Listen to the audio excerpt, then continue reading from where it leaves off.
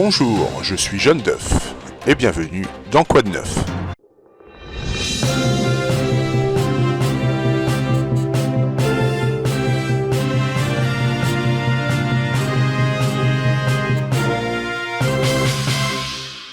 L'actu cette semaine, c'était la grève massive attendue le 5 décembre, dont beaucoup de participants de tous bords participaient. Même les services d'ordre, qui ont participé eux aussi sous les ordres de M. Castagnette, pour contenir les différentes manifestations prévues.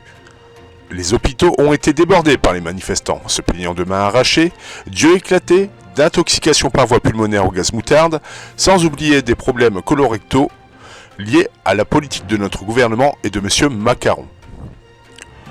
Pour revenir sur cette affaire, nous accueillons Jean Bonneau, représentant l'association D'accord pour la vaseline, mais pas pour le verre pilé.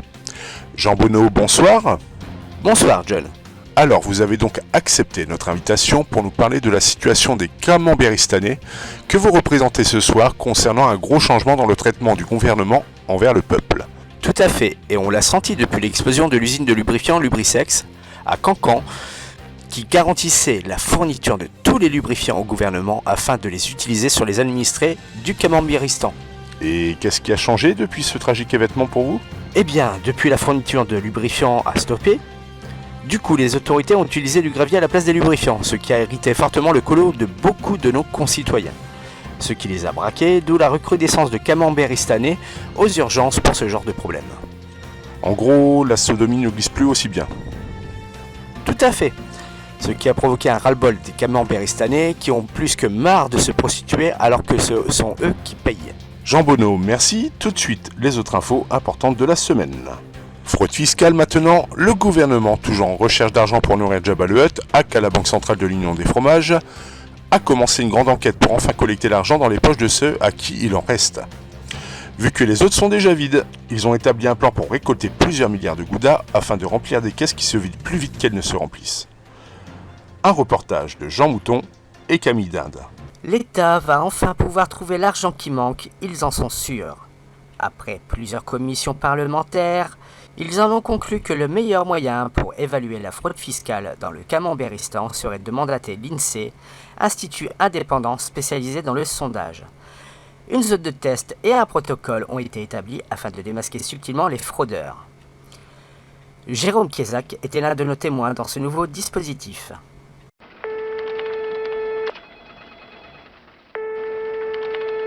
Oui, allô ? Bonjour monsieur, auriez-vous 2 minutes pour répondre à un sondage s'il vous plaît ? Bien sûr. Très bien monsieur, pour commencer, êtes-vous propriétaire immobilier ? Oui, un petit pied-à-terre en plein Paris. Très bien monsieur, selon le salaire moyen français, vous considérez-vous au-dessus ou en dessous de cette moyenne ? Au-dessus, même si ce n'est jamais assez. Très bien monsieur, avez-vous récemment fraudé le fisc ? Ah non, jamais, c'est indécent. Je dois vous laisser, j'ai oublié une casserole de caviar sur le feu. De retour sur le plateau de Quoi de Neuf, on se retrouve après une courte pause.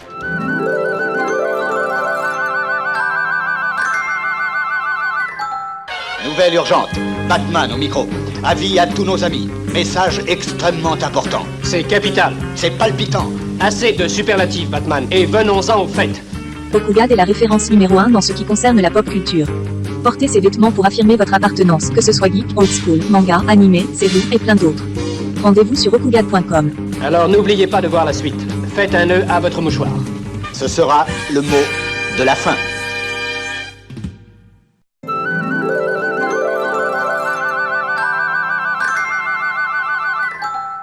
De retour sur notre plateau, vous regardez toujours Quoi de Neuf.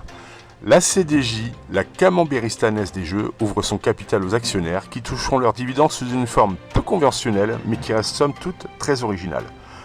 En duplex, Raymond Bistrot, nouvel actionnaire de la CDJ. Raymond, bonsoir. Bonsoir. Vous êtes actionnaire de la CDJ, êtes-vous satisfait de votre acquisition ? À vrai dire, c'est à double tranchant, mon cher John. Pourriez-vous nous expliquer ça, Raymond ? Bien sûr. En fait, au lieu de nous verser de l'argent directement sur notre compte, ils nous envoient des tickets à gratter.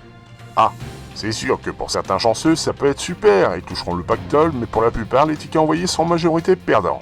Donc vous vous considérez comme perdant ? Ah non, grâce à ça, j'aurais pu racheter le bar où je passais mes journées. C'est toujours les mêmes qui bossent, mais je paie plus mes consommations. Une très bonne nouvelle pour vous, Raymond. À votre santé. Merci. Réchauffement climatique maintenant, les chiffres sont sans appel.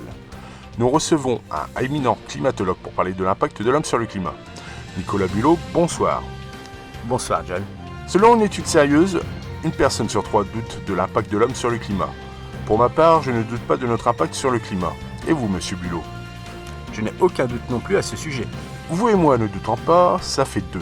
Donc, le troisième est en train de nous regarder. Pour un journaliste, vous êtes un bon mathématicien. Merci, monsieur Bulot. Cet épisode de Quoi de Neuf touche à sa fin. N'hésitez pas à vous abonner, à poster vos informations ou vos avis en commentaire, à nous contacter en privé pour toute demande de communication commerciale et à la semaine prochaine pour un nouvel épisode. Bonsoir.